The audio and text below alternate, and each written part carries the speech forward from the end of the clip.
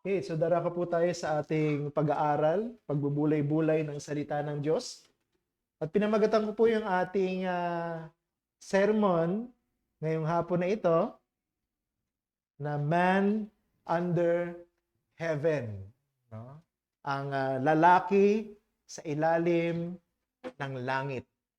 Okay, at ang ating pong passage na pag-uusapan ay nasa Awit, Kabanatang 1, ang talata ay 1 hanggang 6. So, babasahin ko po ang Psalm 1, verses 1 to 6 mula sa Ang Bagong ang Biblia at sundan nyo na lamang po ako sa inyong mga kopya ng salita ng Diyos. Verse 1, mapalad ang taong hindi lumalakad sa payo ng masama, ni tumatayo man sa daan ng mga makasalanan, ni umuupo man sa upuan ng mga manunuya, kundi nasa kautusan ng Panginoon ang kanyang kagalakan at nagbubulay-bulay araw at gabi sa kanyang kautusan. Siya ay gaya ng isang punong kahoy na itinanim sa tabi ng agos ng tubig, na nagbubunga sa kanyang kapanahunan, ang kanyang dahon na may hindi nalalanta, sa lahat ng kanyang ginagawa ay nagtatagumpay siya. Ang masama ay hindi gayon, kundi parang ipang itinataboy ng hangin. Kaya't ang masama ay hindi tatayo sa hukuman, ni sa kapulungan ng matuwid ang makasalanan. Verse 6, sapagkat ang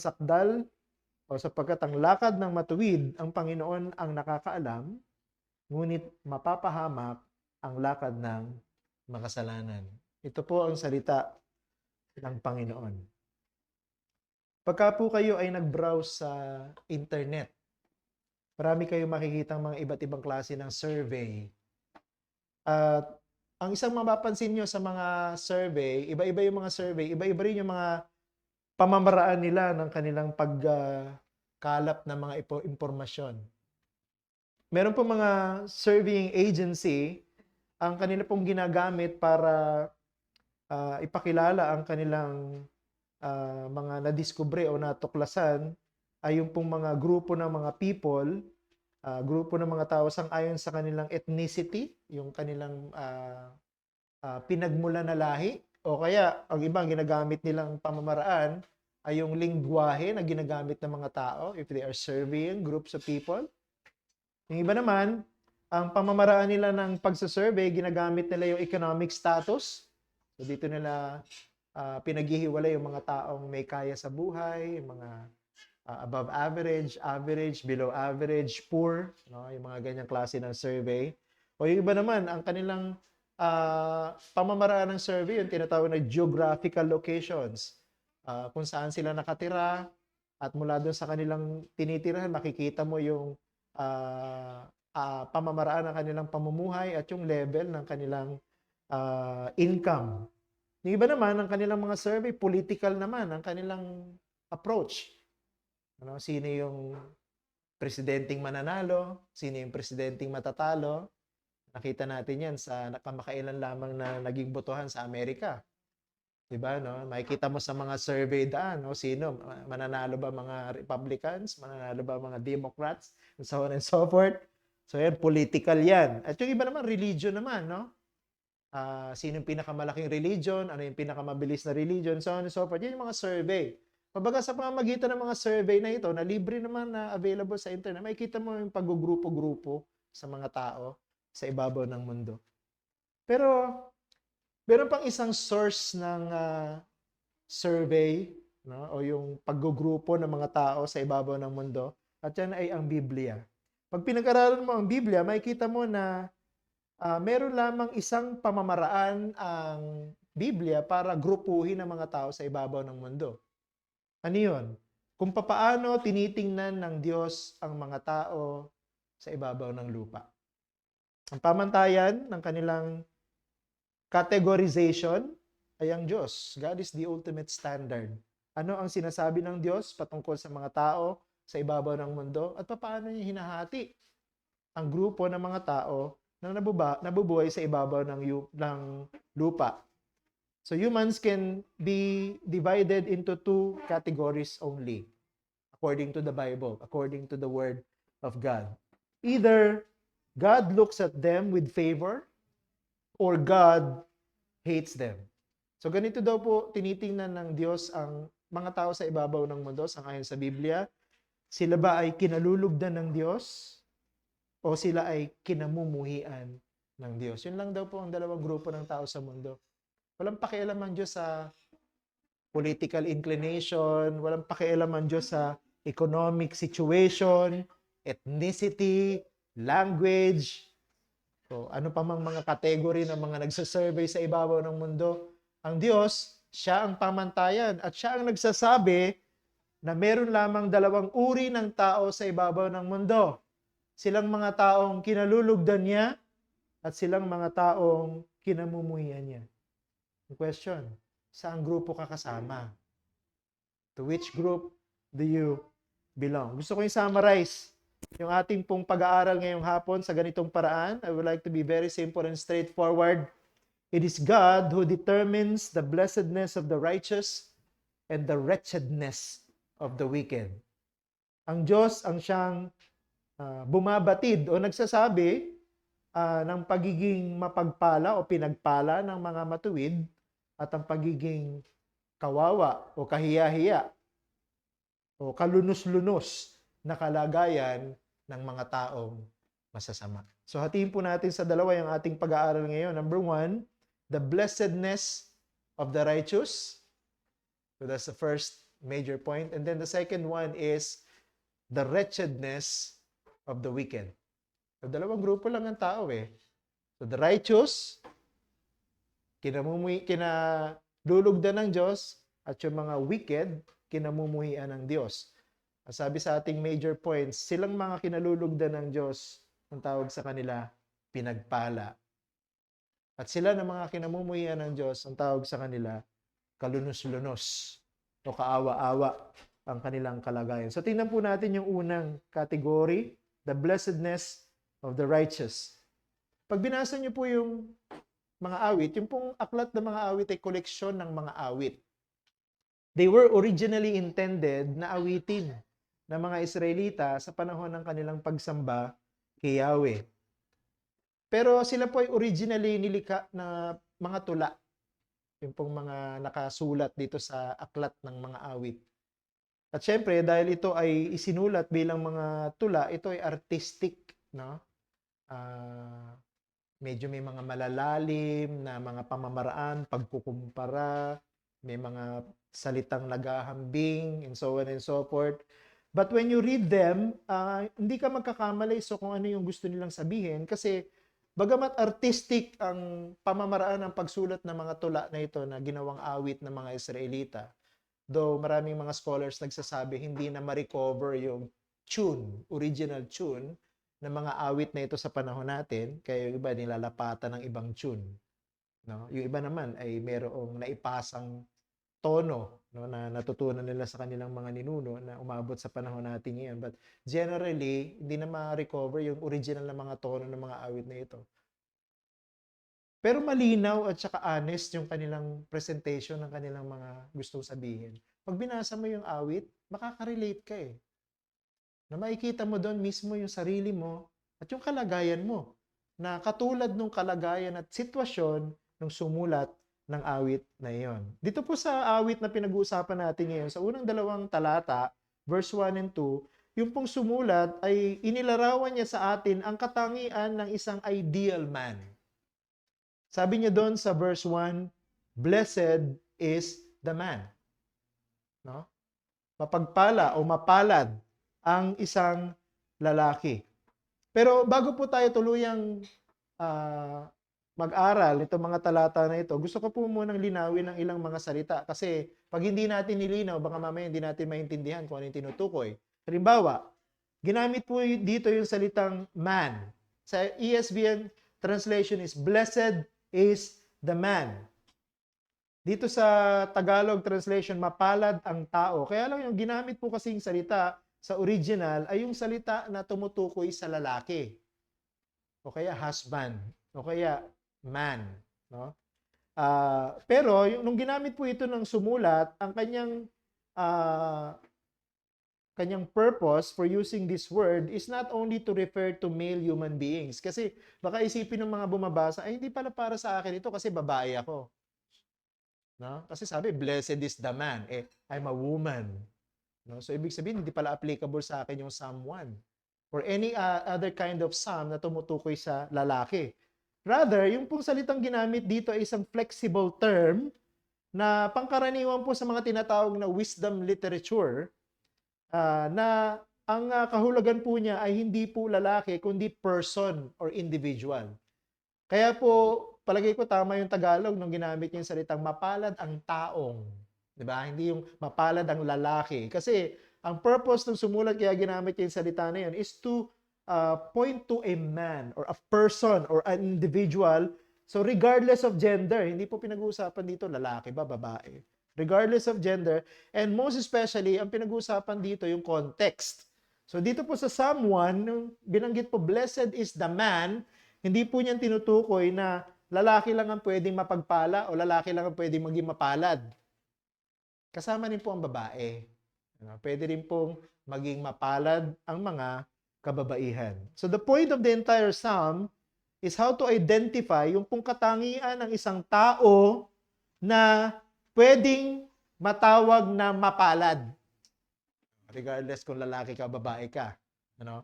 Kasama ang both gender na tinutukoy dito. At ang importante dito, nasa iyo ba yung mga katangian ng isang taong mapalad? Okay, so yung una kong gustong i-clarify. Another word na gusto kong i-clarify dito, yung salitang mapalad. Sa ESV yung ginamit mo, blessed. Yung pong salitang ginamit dito sa original, pwede nyo pong i-translate ng happy. O pwede mo sabihin, happy is the man. No? O maligaya ang isang tao. Kasi yung mapalad na salita, pwede mo siyang i-translate ng salitang happy o maligaya o masaya. Pero hindi po ito yung kaligayahan na nakikita mo sa mga taong humahalakhak ng sobrang lakas. Bawa, nagkukwentuhan sila, nagbibiruan sila, o kaya may nakita sila o napanood sila na nakakatawa sa TikTok, o kaya sa mga reels.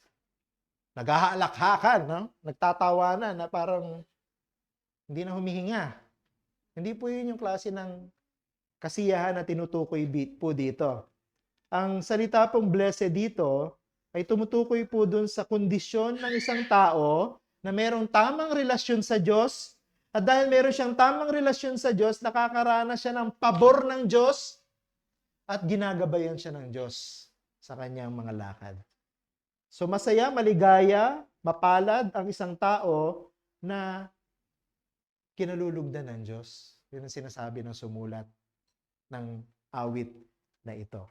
Now, matapos po nating liwanagin itong dalawang salita na ito, pumunta na tayo sa pinaka-importanting tanong. Bakit po sinabi sa verse 1 and 2 na ang isang tao na katulad nito'y mapalad?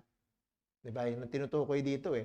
Hindi mahalaga kung lalaki o babae. Mahalaga, nasa iyo ba yung katangian ng pagiging mapalad na tao? O yung taong dapat na maging masaya sa ibabaw ng mundo? Di ba gusto nating maging masaya? O ito, nakalagay dito. Tinuturo ng Biblia ang sikreto para tayo maging masaya, para tayo ay maging mapalad, para tayo ay kalugdan ng Diyos. At makikita natin ito in two ways, one negative, one positive. First, ito yung una, negative, blessed is the man who does not find pleasure in sin. Ito yung unang subpoint natin. No? Nakikita nyo ba sa screen? No? Dalawa pa sila dyan, pero ewan. Ano? Blessed is the man who does not find pleasure in sin. Tingnan niyo po yung verse 1 ng ating passage. Mapalad ang taong hindi lumalakad sa payo ng masama, ni tumatayo man sa daan ng mga makasalanan, ni umuupo man sa upuan ng mga manunuya. Yun pala yung taong mapalad. Yun pala yung taong dapat masaya sa ibabaw ng mundo. Since ang pinag-uusapan po natin dito ay mga tao na tumatanggap ng pabor ng Diyos, yung mga taong kinalulugdan ng Diyos, sila yung mga taong masaya o mapalad sapagkat sila yung mga taong namumuhi sa kasalanan at hindi lumalakad kasama ng mga taong makasalanan. O, yun pala yung unang katangian. Para kung gusto mong matanggap ang pabor ng Diyos, para kung gusto mong maging maligaya sa ibabaw ng mundo, maturing na mapalad sa ibabaw ng mundo, hindi ka dapat nakikisalamuha sa mga taong gumagawa ng masama at dapat ay dumidistansya ka sa kasalanan. So, many scholars, masyado silang madetalye no, sa kanilang interpretation. Meron kasing tatlong salita dito na ginamit, walk, stand, sit. Diba sabi diyan, mapalad ang taong hindi lumalakad sa payo ng masama, ni tumatayo sa daan ng mga makasalanan, o umuupo sa upuan ng mga manunuya. Bawat salitang yun, pinapaliwanag pa ng ibang mga scholars, binibigyan ng malalim na kahulugan. Lalo tuloy nagiging mahirap intindihin yung awit. Pero ako, personally, naniniwala ako na simple lang yung gustong sabihin sa atin ng sumulat dyan. Ano yun? Mapalad o masaya ang isang tao na merong pag-uugali ng mga taong umiiwas sa kasalanan. Yun lang gusto sabihin ng sumulat. Para maging masaya ang isang tao, para maging mapalad ang isang tao, dapat lumakad ka sa katuwiran, umiwas ka sa kasalanan, lumayo ka sa mga masasama. Yun ang mahalaga. Ang kasalanan po kasi, laging dadaan sa madudulas na mga daanan. Ano ibig sabihin nun? Lagi kayong tatangayin ng kasalanan pababa patungo sa inyong kasamaan. Ganun ang kasalanan. Imaginein mo na lang kung yun lang mga taong lagi mong sinasamahan, yung mga taong maligaya sa paggawa ng kasalanan, tapos lagi ka pang kasama nila, involved ka sa kanila dadalhin. Hindi sa kasamaan at sa iyong kapahamakan. Ang sabi ng sumulat ng awit, iwasan ang mga taong ito, iwasan ang kasalanan because sin is destructive. Therefore, in order for a person to be blessed, to be happy, kailangan tanggihan niya yung moral orientation ng mga tao na nasa paligid niya na walang ginawa kundi magsaya sa kasalanan. Yun ang taong maligaya. Yun ang taong mapalad. Diba? Pwede mo ma-experience sa school yan. Napapalibutan ka ng mga kaklase mo na hindi mananampalataya. Nagmumura, nanonood ng porn, ano pa, nagsusugal, nandadaya sa examination. So kung ikaw, kung gusto mo maging mapalad, kung gusto mo maging masayang tao sa ibabaw ng mundo, iwasan mo yung mga taong ganon. Lumayo ka sa kanila. Kamuhian mo yung ginagawa nila. Then you will receive the favor of God.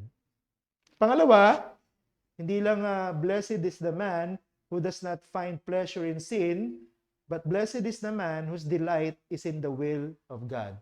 Yung isa negative, ito positive.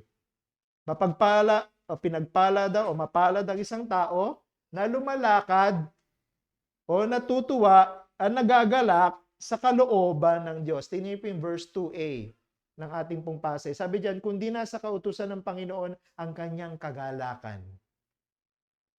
Siyempre, kung yung taong hindi masaya, yung taong hindi mapalad, lumalakad sa kasalanan at sumasama sa mga taong masasama, siya na mapalad, siya na masaya sa ibabaw ng mundo, ay nalulugod, nagagalak, natutuwa sa kautusan ng Diyos. Yung ginamit po ditong salitang kautusan sa original, Torah. Hindi ko alam kung familiar kayo sa salitang yon. Pero it is often translated as kautusan. Pero may mas malalim na kahulugan. No? Kaya siya ginamit na kautusan kasi ang mahalaga dito yung tinatawag na divine instruction and guidance. Ibig sabihin, yung tinutukoy po ditong kautusan ay yung mga instruction ng Diyos. Yung gusto ng Diyos, yung kalooban ng Diyos. Saan ba natin matatagpuan ang nakasulat na kalooban ng Diyos? Sa Biblia. Kaya generally, ang tinutukoy po dito, hindi lang yung 10 utos, ang tinutukoy dito, yung kabuuan ng salita ng Diyos na nakasulat. Ang isa daw pong taong mapalad, ang isang taong masaya, ang isang taong kinalulugdan ng Diyos, siya na nagagalak sa salita ng Diyos. So the psalmist is simply saying here na yung isang tao na gustong pagpalain ng Diyos, dapat makita niya yung kasiyahan ng puso niya dun sa kagustuhan ng Diyos. Sa salita ng Diyos. Yun po yung taong makakaranas ng totoong kasiyahan o magiging mapalad Dapat ang desire natin nakatutok lang sa isa. Kasi hindi natin pwedeng tutukan ng dalawang bagay. Hindi pwede nating gustuhin yung masama, hindi rin natin pwedeng gustuhin yung kautusan ng Diyos. Hindi pwede yun. Isa lang yung pwedeng gustuhin ng tao. So it's either pipiliin mo yung kasamaan o pipiliin mo yung gusto ng Diyos. Ang desire natin can only be occupied by only one desire, one focus. At sinasabi ng sumulat ng kautusan, if you want to be blessed, if you want to be happy, piliin mo na masatisfy sa kagustuhan o kalooban ng Diyos. The only available option para sa atin upang matanggihan natin ang kasalanan ay yung mapuno tayo ng salita ng Diyos. Yan lang ang paraan. Kung gusto mo naman na malublob ka sa kasamaan, edi iwasan mo yung salita ng Diyos. Ganun lang eh. Hindi naman pwedeng pagsabayin. Hindi mo pwedeng sabihin, nagbabasa naman ako ng Bible, pero gumagawa ka naman ng kasamaan. O pasaya ka sa ginagawa mong kasalanan, pero naglilingkod ka sa Diyos, sa simbahan. Hindi pwede. Kailangan isa lang. It's either pipiliin mo ang kagustuhan ng Diyos at doon ka magiging masaya, o pipiliin mo yung kasalanan, doon ka magiging masaya. Pero sila na mga pumipili na sundin ang gusto ng Diyos at talikuran ng kasalanan, sila yung mga totoong masaya sa buhay. Sila yung mga totoong merong disconnection sa mundo na ito. Sila yung mga totoong may contentment sa buhay. At ako pipiliin ko yun kaysa sa kayamanan. Pipiliin ko yung makakatulog ako ng masarap sa gabi. Kapagkat wala akong ginagawang masama, hindi ako guilty sa harapan ng Diyos, hindi ako guilty sa harapan ng ibang mga tao. Malinis ang aking konsensya sapagkat sinusunod ko ang kagustuhan ng Diyos.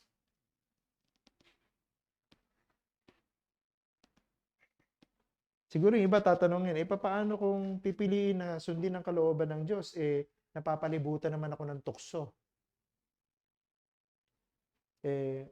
Totoo naman yun, ano? Mahirap talagang sundin ang gusto ng Diyos pagka napapalibutan ka ng tukso. Ngayon, anong gagawin mo? Anong solusyon? Nagbigay sa atin ng solusyon yung sumulat ng awit na ito. Tingnan niyo po yung verse 2b. Ang sabi dyan, at nagbubulay-bulay sa araw at sa gabi sa kanyang kautusan. Yung palang solusyon. Para mapili natin na gawin ang gusto ng Diyos at maturing na mapalad at masaya sa ibabaw ng mundo, pagbulay-bulayan natin araw at gabi ang salita ng Diyos. Ang puso natin at ang isip natin parang mga sisidlan yan eh. Ano ibig sabihin? Kung ano yung pumupuno sa isip at puso natin, yun ang nagbibigay sa atin ng kaligayahan. Halimbawa, meron kasabihan, garbage in, garbage out. Ibig sabihin, kung basura yung ilalagay mo sa isip at sa puso mo, basura din yung lalabas. So, ganun din po, ano? Kung gusto po natin na maging maligaya o mapagpala o mapalad sa ibabaw ng mundo, punuin po natin ang ating isip at puso ng salita ng Diyos. Ngayon, sinabi dyan pagbulay-bulayan araw at gabi. Ibig ba sabihin pag-aralan yung Biblia ng walang katapusan? Hindi. Siyempre, meron din po tayong dapat na oras na gugulin para sa pagtatrabaho, sa pag-aaral, di ba? Sa pamamalengke, paglilinis ng bahay. Hindi naman ibig sabihin dyan na pagbulay-bulayan mo araw at gabi ang kautusan ng Diyos o ang salita ng Diyos. Wala ka nang ibang ginawa kundi magbasa ng Bible. Hindi po yun ang ibig sabihin yan. Hindi po tayo tinuturuan ng sumulat ng awit na ito na parang maging scholar na nagsusunog ng kilay para maintindihan yung mga malalalim na katuruan ng Biblia. Hindi po na ibig sabihin yan. Ang sinasabi po sa atin ng sumulat dito na pagbulay-bulayan araw at gabi ang kanyang kautusan, sa mga sitwasyon na pinagdadaanan natin, malaki man o maliit, laging ang objective natin, malugod ko ang Diyos sa pamamagitan ng pagsunod ko sa kanyang kagustuhan. At syempre, malalaman natin kung ano yung gusto ng Diyos sa pamamagitan ng pagiging pamilyar sa Biblia. Kaya importante rin na basahin at pag-aralan ng Biblia, mag-spend ng tamang time para sa devotion, family devotion, personal devotion. Dapat nag-aaral tayo ng salita ng Diyos. No? Huwag kayong maiinis pagka lagi may nagtatanong sa iyo, ano yung devotion na ginawa mo? Kailan ka huling nag-devotion? Malungkot kayo pag wala na nagtatanong sa inyo ng ganon.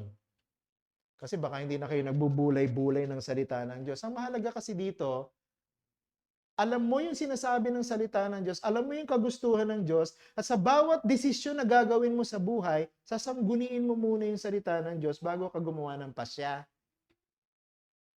Yun yung sinasabi dyan na pagbulay-bulayan mo ang salita ng Diyos araw at gabi. Ibig sabihin, dapat alam natin kung ano yung gusto ng Diyos at alam natin kung paano i-apply sa buhay natin. Halimbawa, bibili ka ng isang mamahaling property. Sangguniin mo muna yung Bible kung mahalaga ba yan, kailangan mo ba yan, magiging satisfied ka ba dyan, o lalo ka lang magiging discontent. Suriin mo muna yung salita ng Diyos bago ka magpasya. Yun yung sinasabi ng sumulat ng salitang ito. So, to summarize this point, yung po palang tinatawag na ideal person or individual, sang-ayon sa sumulat ng psalm na ito, ay mapalad o masaya sapagkat siya ay isang matuwid na tao. Yun po pala ang taong masaya. Yun po pala ang taong matuwid. Yung taong matuwid. Yung taong sumusunod sa kagustuhan ng Diyos. Hindi po sila yung mga taong matuwid dahil hindi gumagawa ng kasalanan. Wala pong tao sa ibabaw ng mundo na hindi gumagawa ng kasalanan. Kahit Christian, gumagawa pa rin ng kasalanan.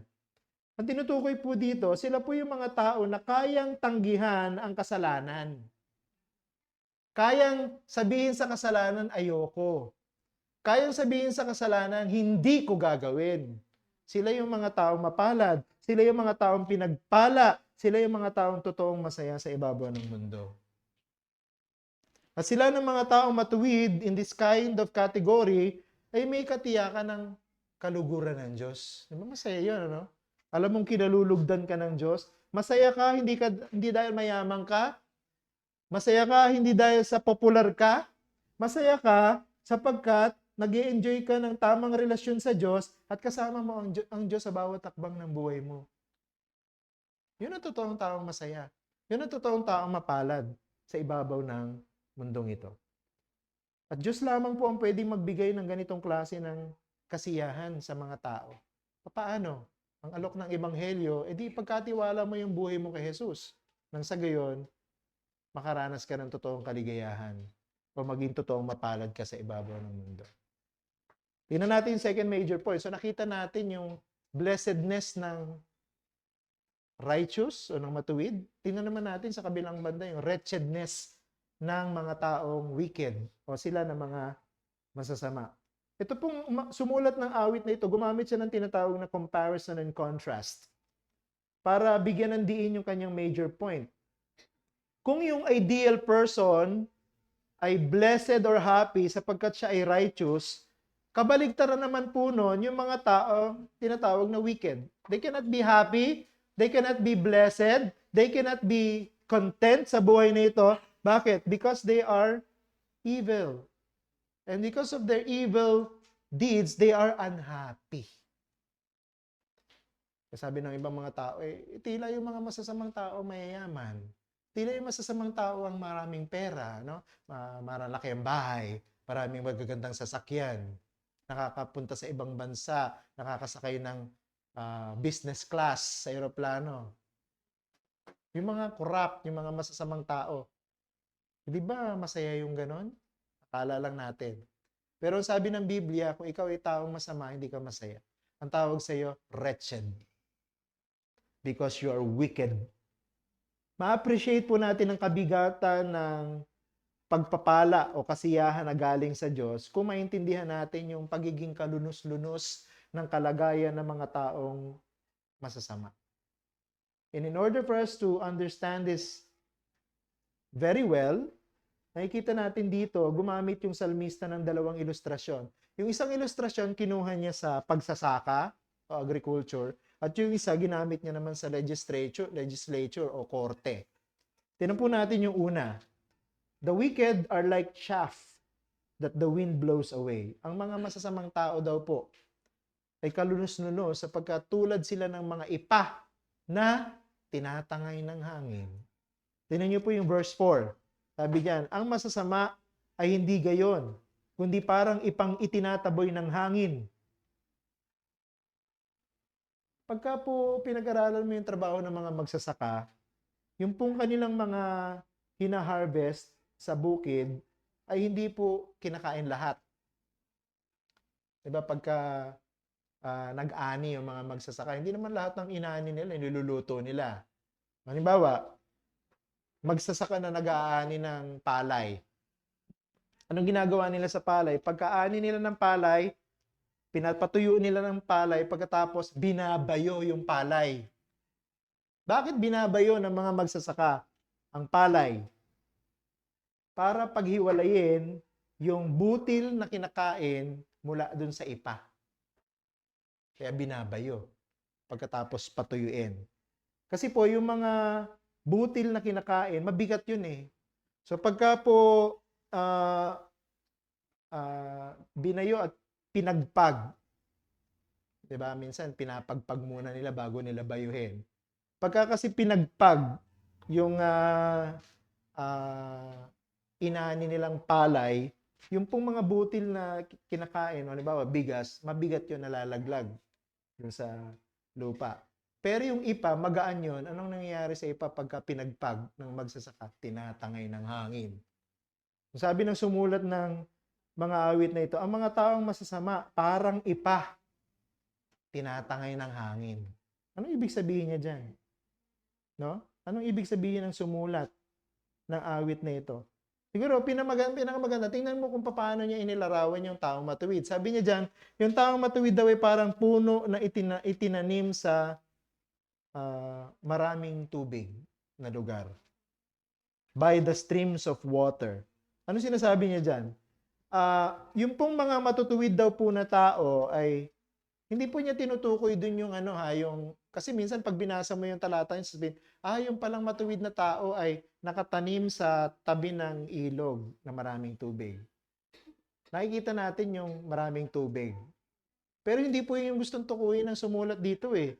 Ang gustong tukuyin ng sumulat dito, hindi yung kung saan sila nakatanim at kung marami bang tubig doon. Ang tinutukoy dito, ano yung epekto ng maraming tubig sa kanila bilang puno? Maraming bunga.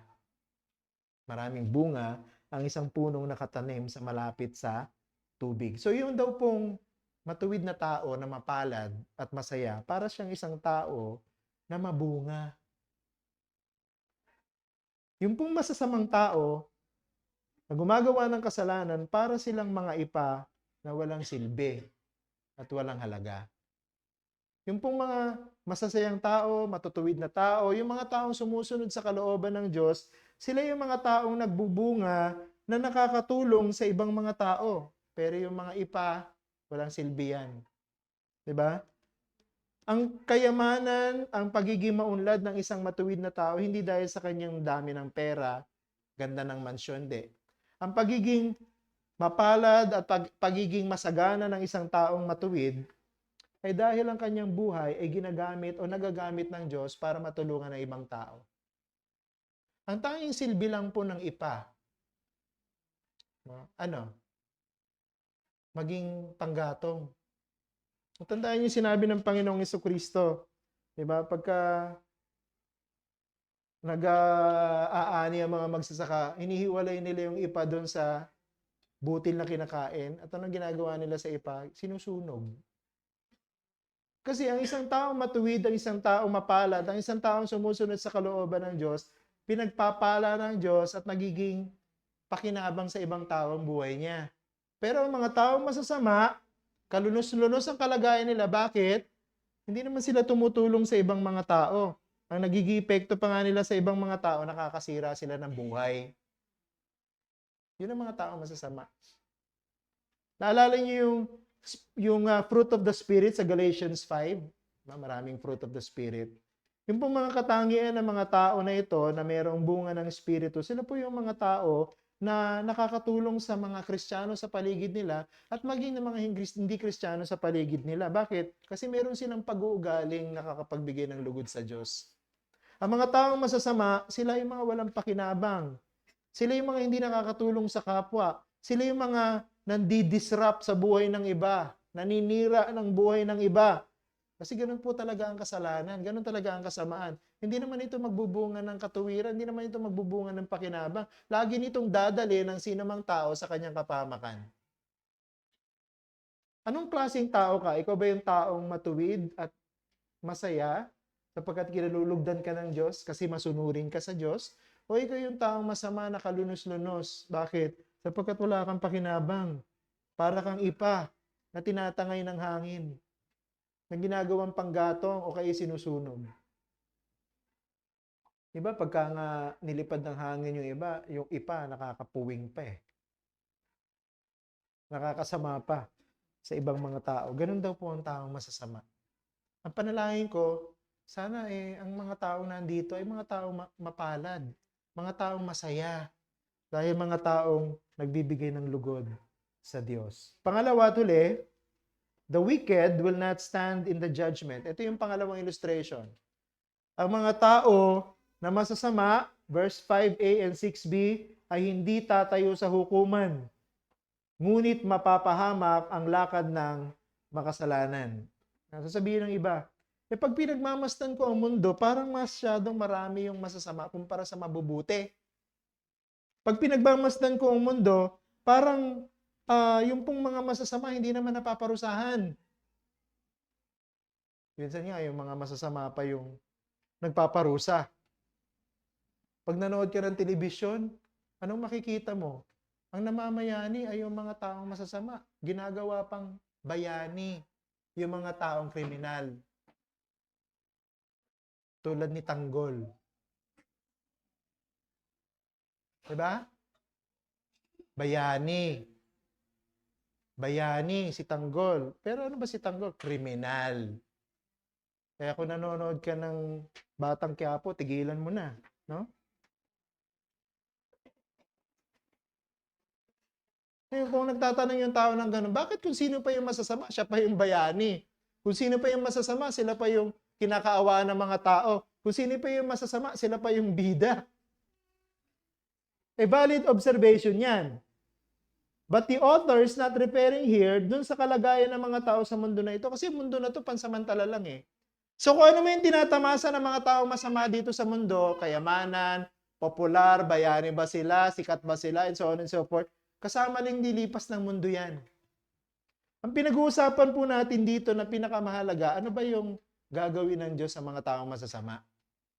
Ang sabi po dito sa talatang 5 at talatang 6, yung pong mga taong masasama, hindi po tatayo sa hukuman. Anong tanong? Kaninong hukuman yon? Hukuman ng tao? Hindi. Hukuman ng Diyos. Ang pinag-uusapan po dito ay yung pong hukom na hindi po nagkakamali. Sino yun? Diyos. Siya ang maghuhukom sa lahat sa huling panahon. Yun po yung tinutukoy po dito na hukuman. At ako'y naniniwala na ito yung ibig sabihin ng sumulat kasi sa huli, sa verse 5 and verse 6, tinutukoy po dyan ng sumulat yung pong ultimate end ng mga taong matutuwid at ng mga taong masasama. Yung huling kahihinatnan ng mga taong matutuwid at ng mga taong masasama. Mga taong masasama, mga taong mabubuti, lahat ng tao sa ibabaw ng mundo haharap sa hukuman ng Diyos. Ang tanong, makakatayo ka ba sa harapan ng hukuman ng Diyos o parurusahan ka? Sila ng mga taong masasama, kalunos-lunos ang kanilang kalagayan, kapagkat maaari man nilang matakasan ng hukuman sa ibabaw ng mundo, pero hindi nila pwedeng takasan ng hukuman ng Diyos. Diba? Si Hitler, napakarami niyang pinatay ng mga Hudyo, milyon-milyon. Hindi siya nahuli ng buhay. Bakit? Nagpakamatay siya. Akala niya matatakasan niya yung hustisya ng mundo. Pero lahat ng tao sa huling pag-hukom haharap sa hukuman ng Diyos kasama si Hitler.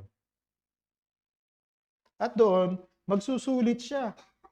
Yung pong mga masasama, sila po'y magsusulit sa harapan ng Diyos sa pamamagitan ng kanilang kawalan ng bunga at kawalan ng saysay.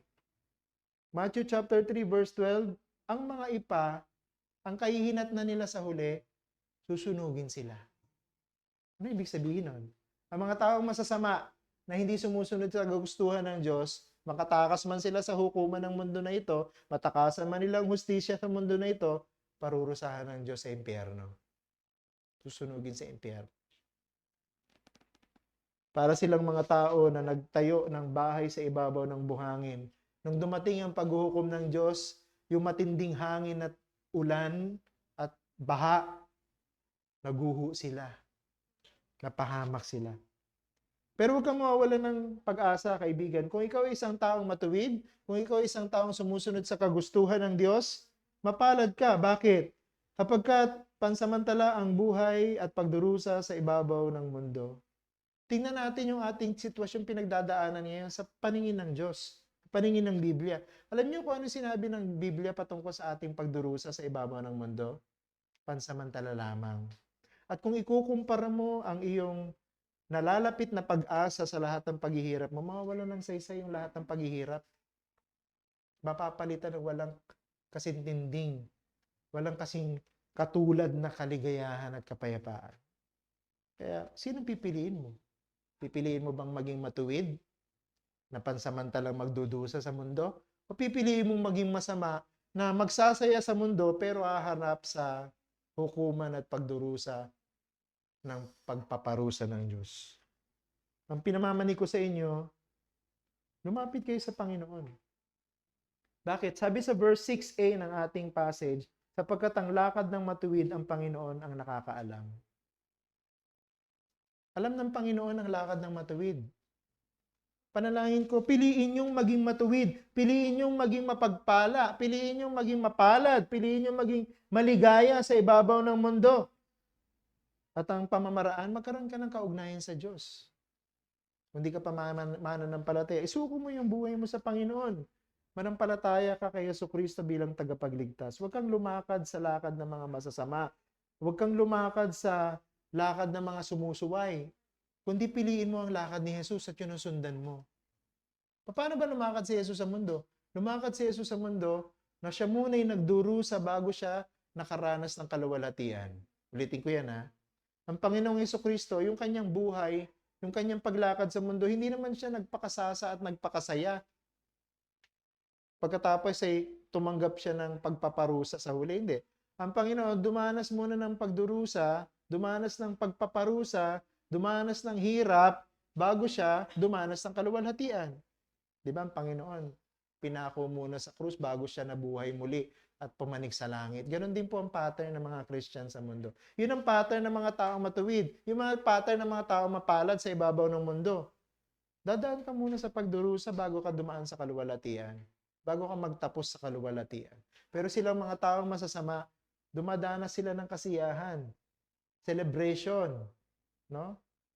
Maraming party sa ibabaw ng mundo, pero ang kabaligtaran naman yung huli, kapahamakan naman para sa kanila ang naghihintay. Anong pipiliin mo?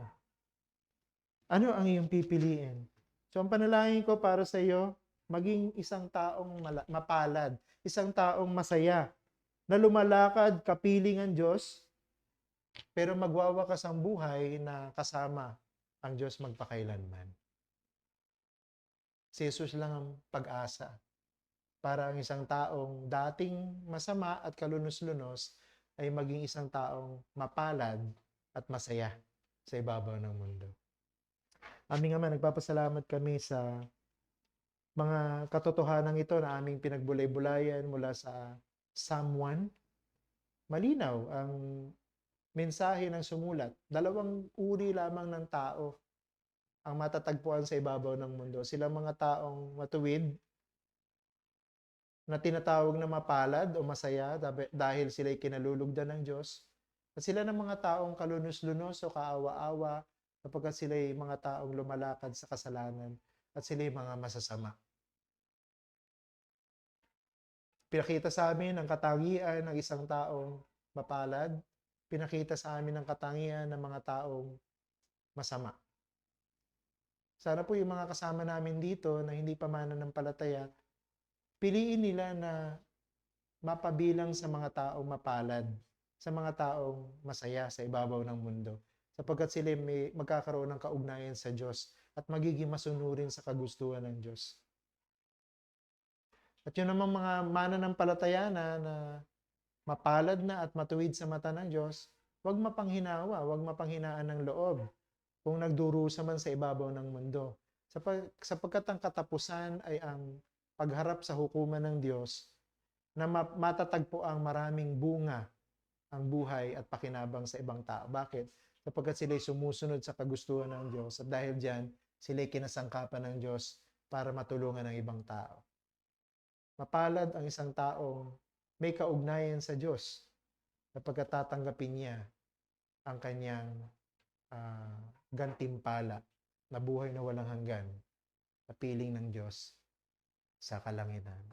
Salamat po Diyos, pagpalain niyo ang lahat ng mga salitang ito. Ito po ang aming dalangin sa pangalan ni Jesus. Amen. Tayo pong lahat ay tumayo bilang pagtugon sa ating